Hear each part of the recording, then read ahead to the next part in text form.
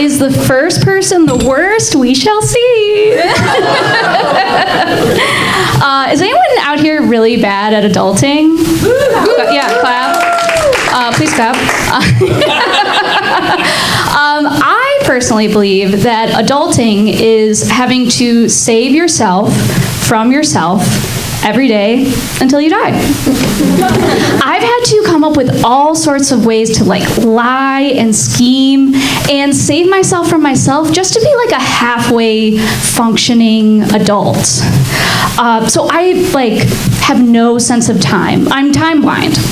So an episode of Real Housewives for me feels like it's 10 minutes. So I'll sit down on my lunch break to watch one, and then I'll just be in a trance watching 4 in a row, and then I'll just snap out of it and be like, where am I? And then I have to go to the window and be like, you there, boy, I say, what day is it today? Why, it's Thursday, sir. Sir, I'm a lady. Oh, kids these days.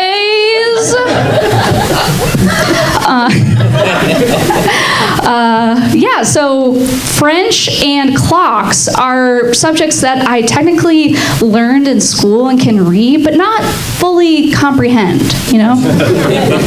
Food is another thing.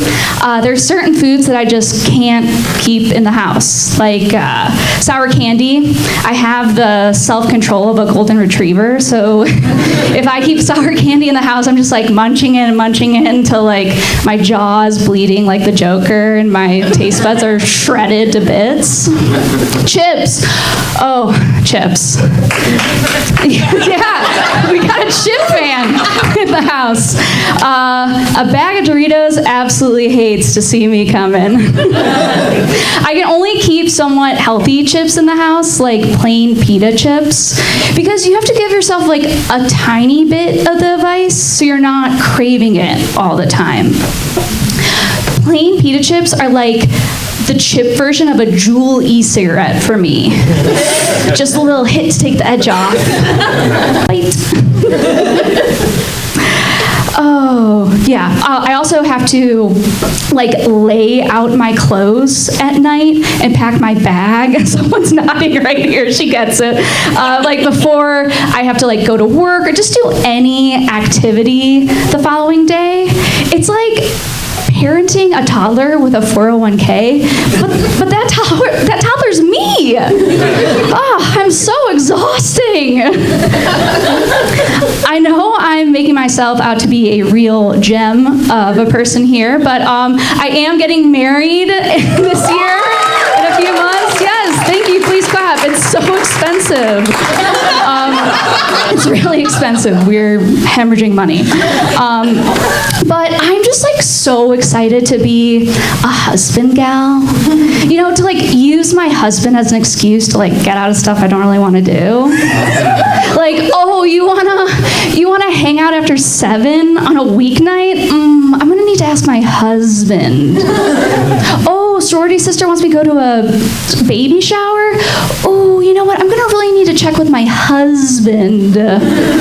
My parents want to go to dinner next weekend? Oh, sorry guys. I'm gonna need to check with my husband on that one and get back to you. They're we have his number. I can text him. I'm sorry, he's the boss. I'm making him sound super controlling, but he's not. I love my fiance. He's the best. I'm 100% marrying up. He's 6'3", so yeah. Nice, right?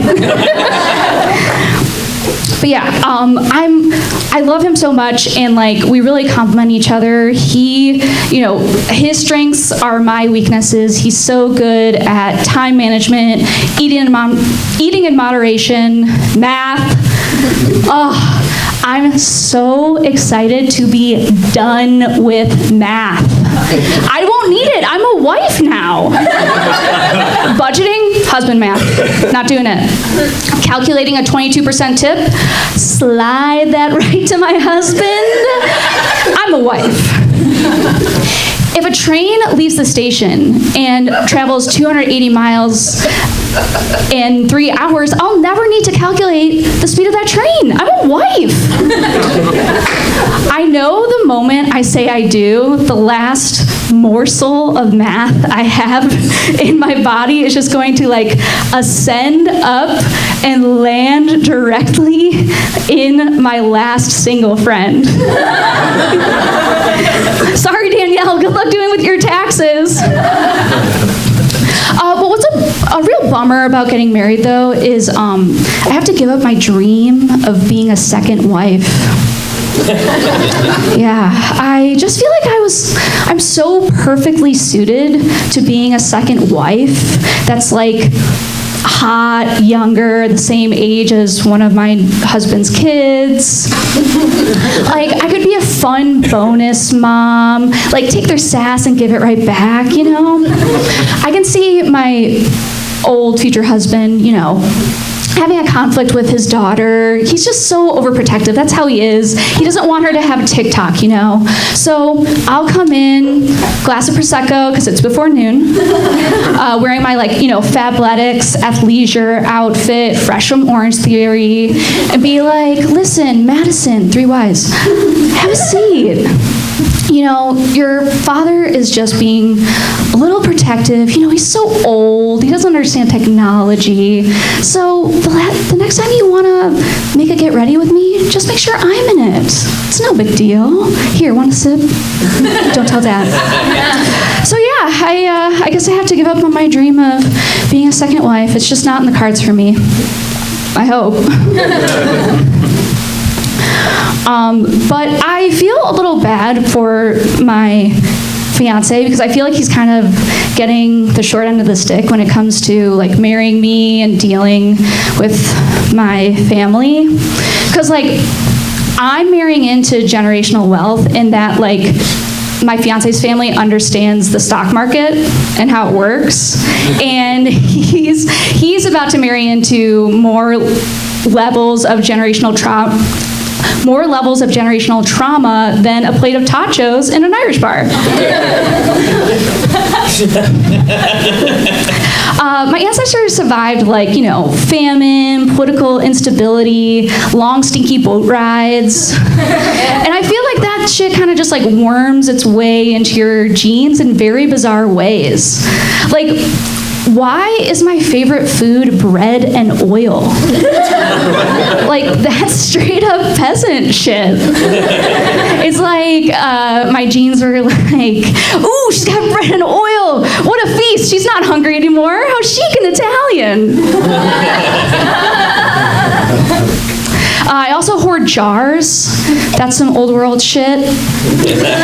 My fiance's like, why do we have a whole cabinet dedicated to jars in our home? And I'm like, grease, buttons, pouring liquid into other liquids. You never know when you'll need a jar. And then I kind of like turn into that Dust Bowl migrant mother photo, like staring out into the distance, bracing her children, but instead of kids, it's just my jars. So yeah. Speaking of ancestors, I'm the product of a teen pregnancy.